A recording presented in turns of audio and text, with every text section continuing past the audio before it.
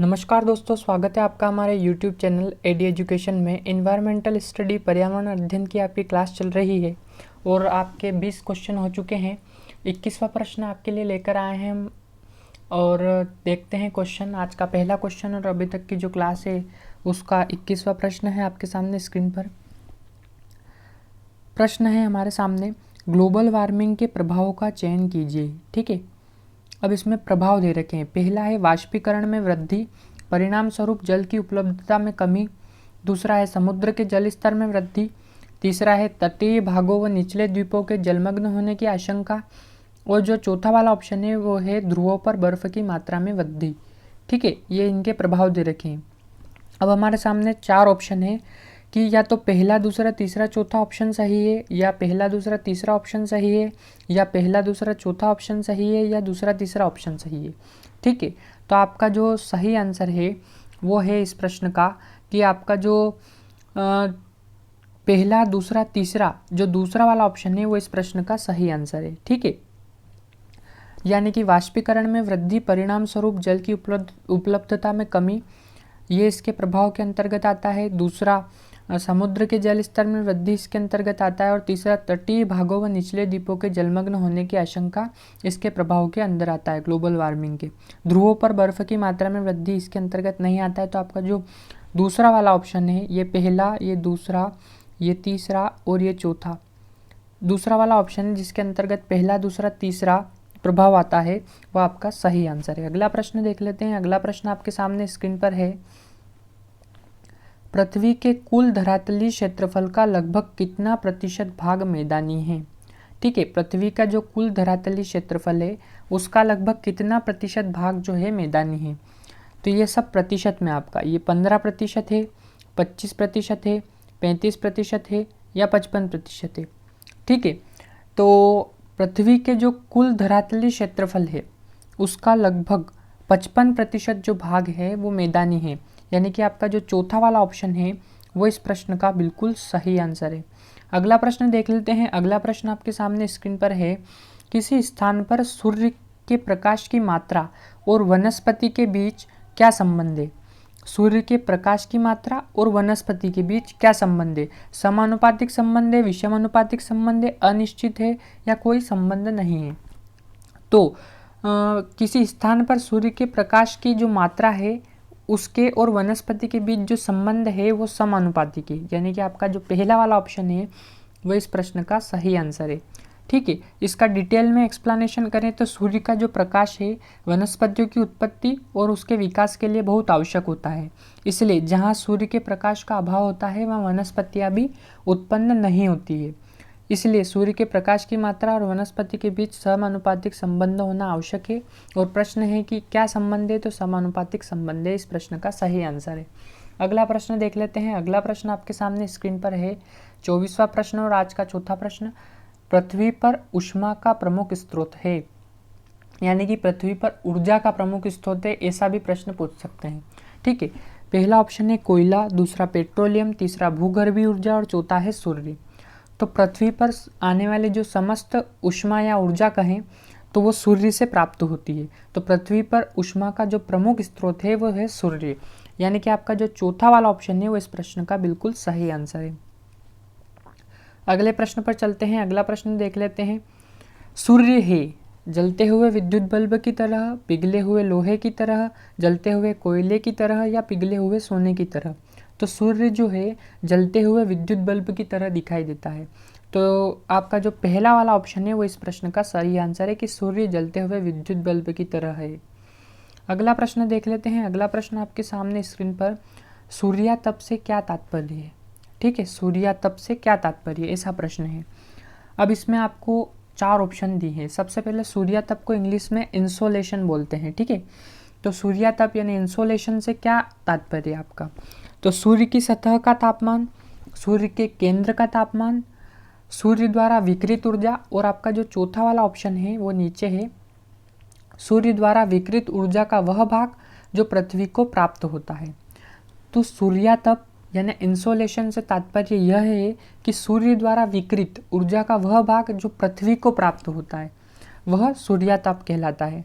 तो आपका जो चौथा वाला ऑप्शन है वो इस प्रश्न का बिल्कुल सही आंसर है।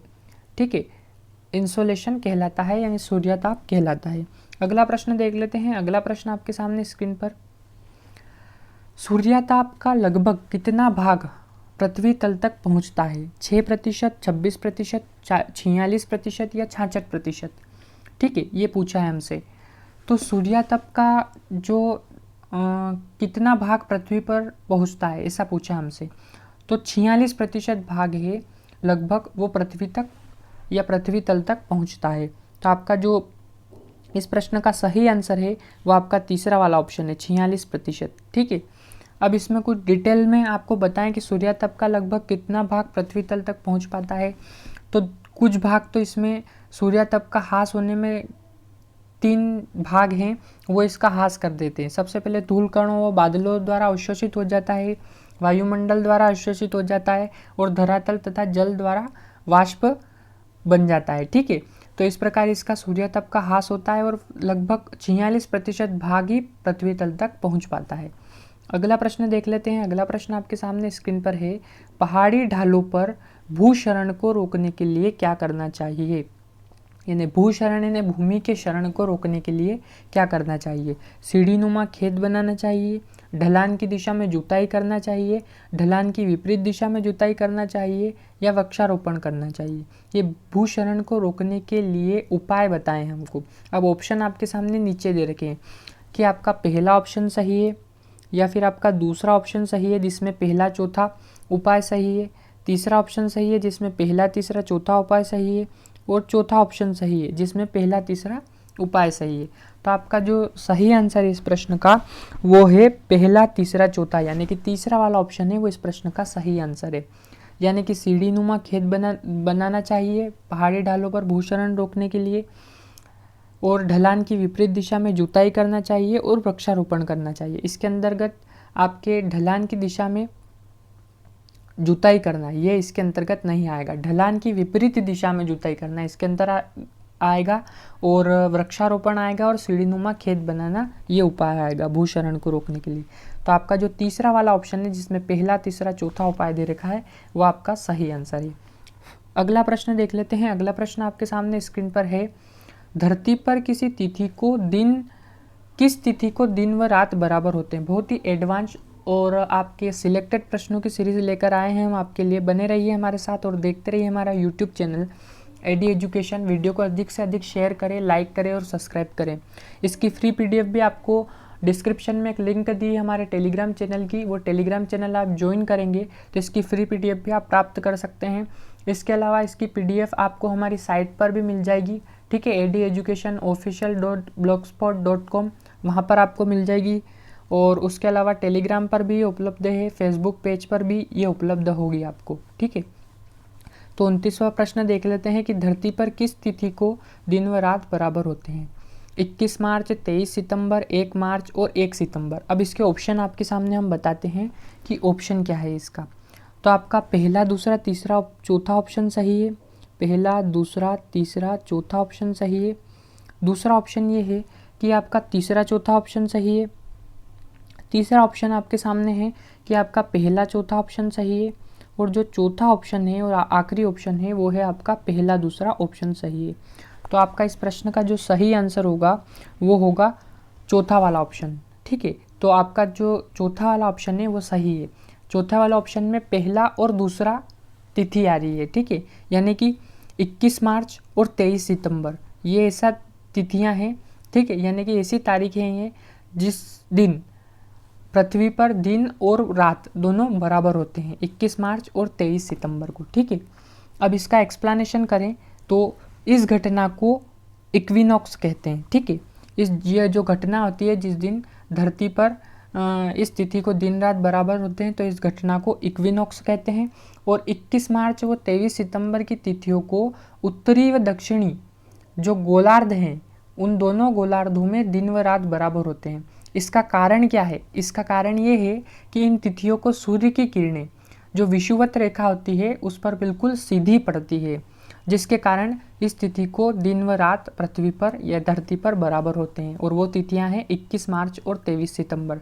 तो आपका जो चौथा वाला ऑप्शन है जिसमें पहला और दूसरा तिथियां दे रखी है वो इस प्रश्न का सही आंसर है।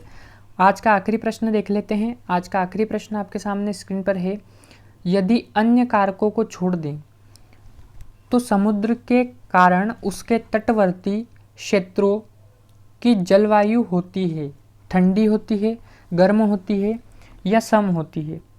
ठीक है, इसमें एक और ऑप्शन है आपका चौथा कि विषम होती है। ठीक है, चौथा ऑप्शन है विषम। ठंडी होती है, गर्म होती है, सम होती है या विषम होती है। प्रश्न एक बार और पढ़ लेते हैं कि यदि अन्य कारकों को छोड़ दे तो समुद्र के कारण उसके तटवर्ती क्षेत्रों की जलवायु कैसी होती है। यह पूछा है कैसी होती है जलवायु। तो इस प्रश्न का जो सही आंसर है वो है हमारा तीसरा वाला ऑप्शन, सम होती है। ठीक है, यदि अन्य कारकों को छोड़ दे तो समुद्र के कारण उसके तटवर्ती क्षेत्रों की जलवायु सम होती है। तो आपका जो तीसरा वाला ऑप्शन है वो इस प्रश्न का सही आंसर है। ठीक है, इसकी फ्री पीडीएफ के लिए आप डिस्क्रिप्शन में हमारे टेलीग्राम चैनल की लिंक दी है, वहाँ से इसकी फ्री पीडीएफ आप प्राप्त कर सकते हैं। डिस्क्रिप्शन में लिंक दी है टेलीग्राम चैनल की।